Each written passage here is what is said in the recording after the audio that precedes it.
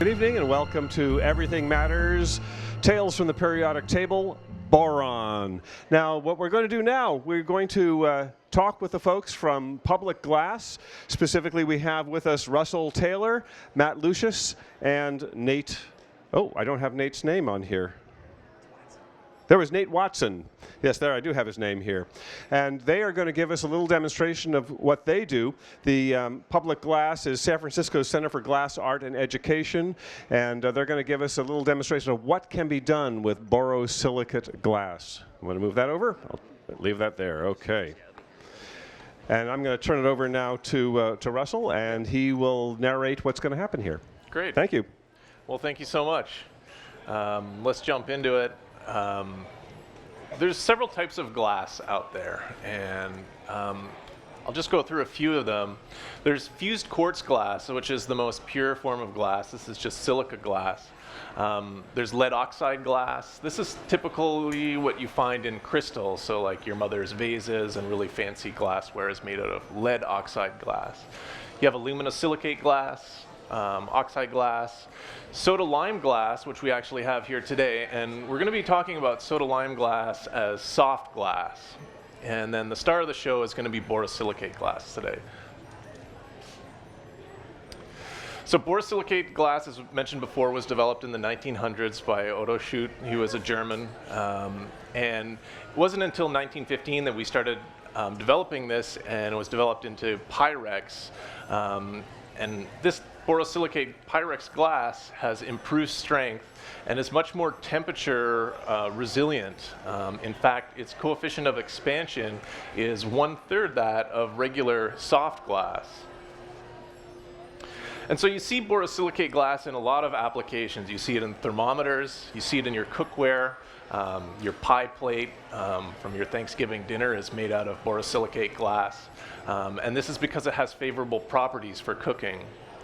There's also a lot of chemistry apparatus, and as mentioned before, borosilicate glass is used in pharmaceutical industry as well as science and labware, and radio tubes as well as artistic glass blowing. And Matt here is an artistic glass blower. He's been doing glass blowing for the past 7 years, and so he's going to demonstrate a little bit of what he can do artistically, and we're going to go through some scientific stuff as well. So borosilicate glass, this is your basic makeup of borosilicate glass. You can see most of it is silica, and silica is basically sand. And it's this 10% boron oxide that gives it its unique properties. Let me take a second here to talk about lamp working. Lamp working is what Matt's doing. And it's basically the use of a torch to heat glass and to manipulate it and shape it into specific forms. I used it a lot when I was a grad student. I was doing work in protein chemistry, and I would have to make my chemistry apparatus. And so I would make things like you see in this diagram, where you're bending rods and connecting tubes together. And from that, I would do reactions on proteins. It was kind of cool. I liked it. Historically, though, lamp working was done using lamp oil, which was kind of messy and dirty. This has got an oxyacetylene, so there'll be oxygen in this mix, makes a much hotter, cleaner flame. I want to talk a little bit about fiber optics. I just love fiber optics. I think it's so cool, and you can transmit so much data on a fiber optic, and just kind of a good introduction to lamp working. Matt's going to stretch out a fiber. He's going to make a glass fiber, and we're going to see if we can get a light beam to travel down the end of it. So he's going to heat up a borosilicate rod, and you can see the glass is going to start changing color as it gets hot. He's going to continue working that flame. Eventually it's going to get soft, and it's kind of a fine line, because if it gets too soft, it's going to just drip away. But you'll see him start drawing it out. And so what I like about fiber optics is that you can send these light signals over very long distances. And here he goes, stretching it out. Beautiful. Look at that clean fiber, super thin. Very nice. Very nice. Very good. Cool. So I'm going to try grabbing one end of that, and we'll see if we can't Can't send a light beam without burning my hands here. So, so I've got a small laser here, and what I'm doing is I'm just passing that light through the fiber, and you can see it sort of traveling down, and you can even curve this fiber. This is a little bit of a thicker fiber, so I'm not sure if we're going to be able to curve it too much. You can see it still travels down. It's just such a cool property of glass. I love it. I think it's amazing. Nice job. Okay. So fiber optics, not all fiber optics are made out of borosilicate glass. In fact, a lot of them are made out of polymers now. And the principle that they work on is this total internal reflection. So you shine a light down, and it bounces off one wall and bounces off the other and continue down further and further along. I was looking up some of the data on how much data you can send down a single fiber optic, and it's in the 100 terabits per second range, and they've sent it over 700 kilometers. They've sent 15 terabytes per second over, so that's a ton of information they can send over a single beam like that. So really cool. Yeah, so I just wanted to show you kind of a general introduction to lamp working, and what we're going to do is start looking at some of the differences between two glass types. And so, Matt, do you want to start with the borosilicate marble first? And so what Matt's going to do is he's going to start heating up a ball of borosilicate glass, and we're going to just demonstrate a little bit this principle of thermal expansion. And so, what is thermal expansion? Well, when objects get hot, they tend to expand, and when they cool, they tend to contract. If we could just switch back to the slides for a sec, you see this in day-to-day life on joints like this. This is a bridge joint, and they have them on the Golden Gate Bridge. For you engineers in the audience, you'll recognize this right away. And what that is every time it heats up in the day, the metal expands in that bridge. And so without these expander joints, the bridges would buckle and collapse. So there's this principle: when things get hot, they tend to get bigger, and when things cool down, they tend to get smaller. What's happening on the molecular level there is you end up with a cluster of molecules like this. And I'm reminded of Paul's slides there with these molecules kind of bouncing around. So I want you to think of atoms of glass or atoms of steel as just vibrating together very gently. And if you add heat or you add energy to that, those vibrations become greater. And so things start spreading apart. That's all fine. However, when the object you're working with, such as glass, is very brittle, as it cools down or expands, if it's too brittle, it will simply be unstable and crack.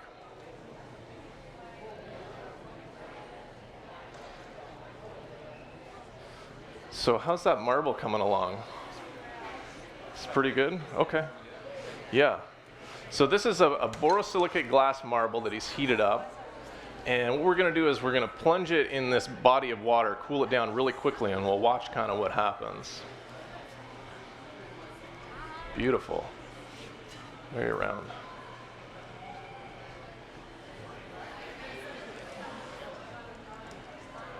Good. Good. And so what you can see is the outside of this marble is cooling down really quickly, and it's getting a sort of shell on it. And the inside is still a little bit molten. The inside is cooling down very rapidly as well. It's holding together pretty well, huh?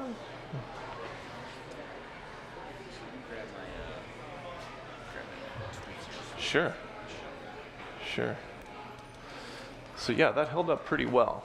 We're going to do another marble using this soft glass, this sodium lime glass. It's a little bit softer, and I actually might get my glasses as well.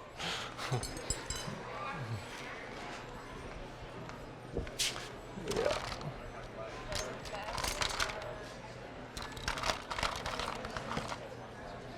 Just a little. Just a little less stable, this sodium lime glass. Matt's really good. He's heating it up a little bit slower this time because this is more of a brittle glass, so that borosilicate glass is not going to expand and contract as much as this sodium lime glass. So Matt's going to work this into a marble, and we're going to plunge it in, and we'll see what happens.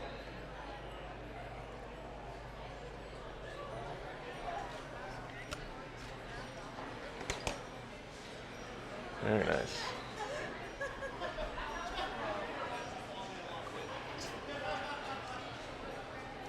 Cool.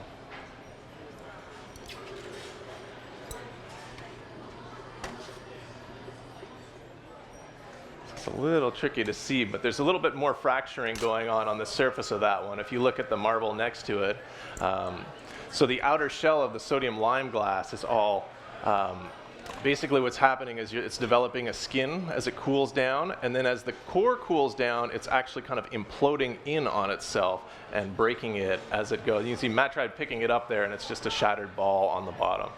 So kind of a neat demo.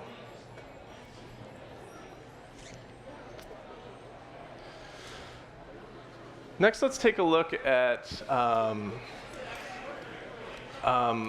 two different glasses. I have a couple of glasses made, drinking glasses, and they've both been made in a similar process. They've been blown by hand. They're actually kind of nice. And one is borosilicate, and one is, this is the borosilicate, and one is soft glass. And so I'm going to pour some, can you pass me that towel, please? I'm going to pour some boiling water in it, and we'll see what happens. I expect that one will survive. We'll see. Am I back far? Yeah. Sure. Sure, just in case. We're moving forward a bit. Sure. There. How's that? Okay. Boro glass. So, in theory, more resistant to thermal expansion. Now let's do sodium soft glass. Let me go from this angle.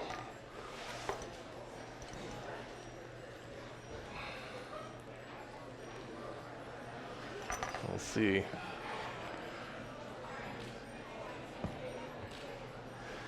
Well, this may not crack on us, but I've seen it crack before. Whoever made it must have made a really strong one. Do you have another one? Can I try one more?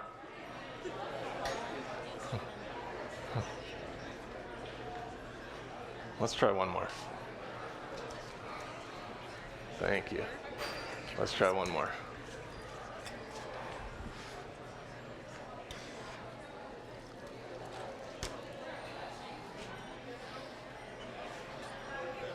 Wow. Whoever made these glasses did a good job. Oh, I heard something break. No, okay. So, to get us back on track, another real-world example of, this softer glass being a problem, and unfortunately it wasn't a problem for us tonight, was, we used to make these train light signals out of soft glass. And so what would happen is we would have the train light on, and these glass lenses would get really, really hot. And when rain would hit them, it would cause them to crack, and this would cause train accidents and a bit of a mess. So we've changed our train signaling lights to borosilicate glass, and now we don't have as much problem with that. So I'm going to kind of throw it over to Matt a little bit here, and I want him to demonstrate a little bit more of the artistic side of borosilicate glass.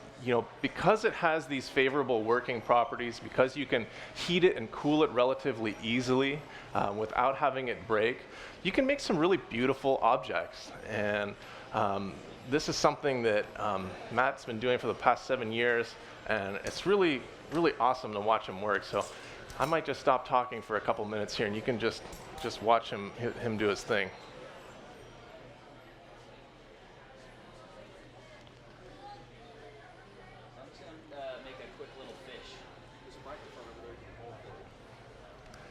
So Matt was just saying he's going to be making a fish out of glass.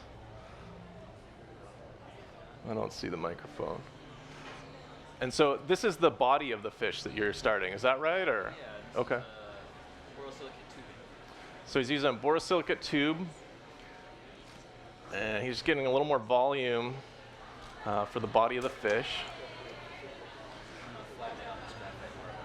Okay. This is a piece of graphite that he's going to use to flatten the side of the fish. A little bit more of a fish-like look. Graphite's a great material because it doesn't conduct too much of the heat away from the glass, and yet he's still able to shape it down nice and flat. He's using a pair of scissors here to just score the end of it. Looks like he's probably making the mouth, the fish.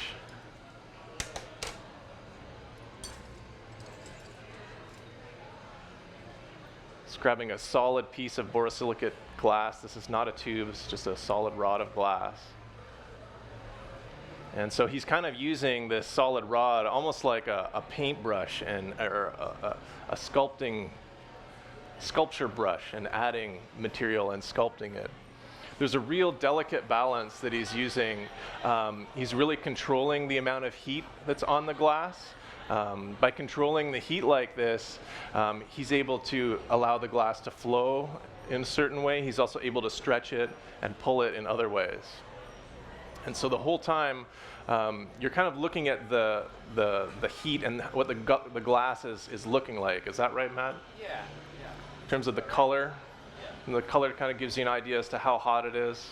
Yeah, the more amber it is, the more it starts to glow. Kind of like read the heat base and know how malleable it is. Okay, so the more amber the glass is, the more malleable it is. There you go. So you're making a fin, it looks like. Little dorsal fin, okay.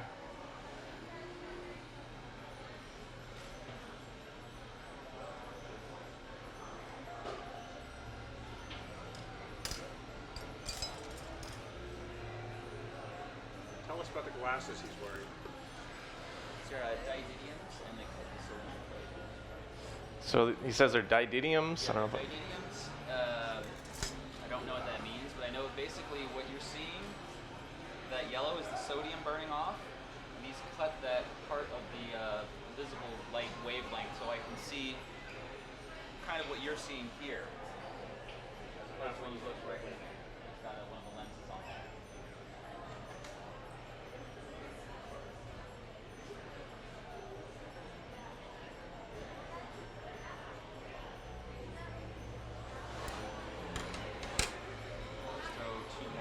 Yeah.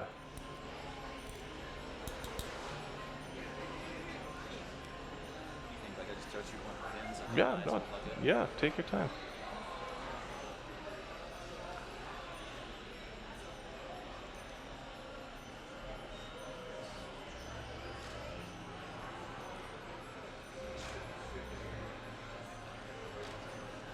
It's always, I find it mesmerizing watching guys like Matt do this. I go to the glass studio in San Francisco. So Public Glass is in San Francisco, and that's where we do a lot of this flame work, and you can watch talented artists like Matt do their thing, and he's making it look pretty easy.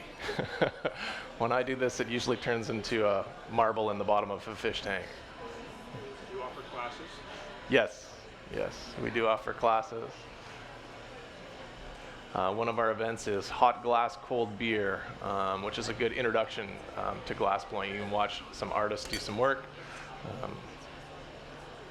and kind of get introduced to it.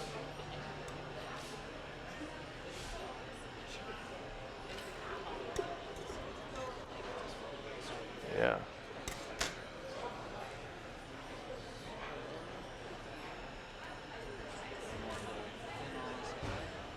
Yeah.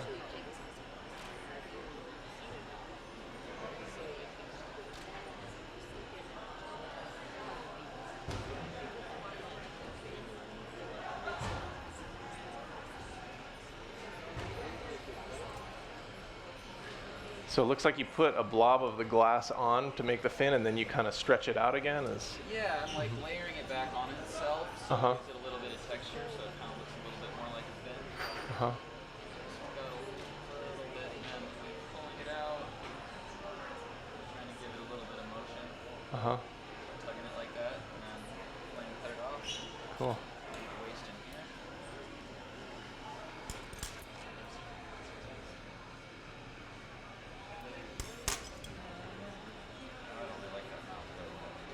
Sorry. So would it be possible to make a fish like this, Matt, out of something other than borosilicate glass? Can you do it with softer glasses, or? You can do this with soda lime glass on the torch. The properties are different. Soda lime glass, you have to heat it more gently. It can't get as hot. Borosilicate is very, very resistant to thermal shock, so how you work the glass is a bit different.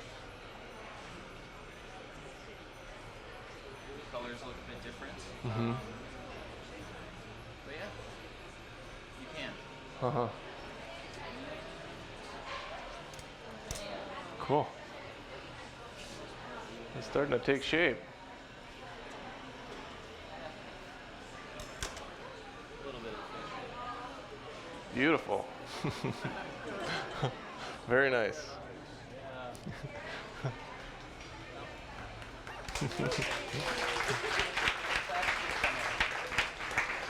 So obviously, you know, making some of these pieces can be very time consuming, and you know, there's other artists who've spent a lot of time making pieces. I had some other examples of some Italian glass that was done. This is borosilicate, very, very intricate. How long would it take to make a piece like that? You know, is that like? The artist that made that, his name is Lucio Bubacco. That maybe took him a few days or a day. Several days, yeah. Okay. That piece is probably about this large, I would imagine. Big pieces are probably about yay large. He's an Italian maestro. Very intricate. This is an American artist. Those who probably made each piece in a few hours, maybe 4 or 5 hours. These are all done on a torch as well. This is another Italian artist by the name of Cesare Tofolo. This is a classic Venetian style. He makes these in probably a few hours, and this is a borosilicate glass as well. And so they're able to add color as well to these pieces. Yeah, manufacturers have started making colored glass, and so you can actually purchase it from different companies, which will add different minerals to the glass to give it these different colors. This is an American artist by the name of Steve Sizlove. This is also an American artist, Steve Sizlove, as well. And this is also Steve Sizlove as well.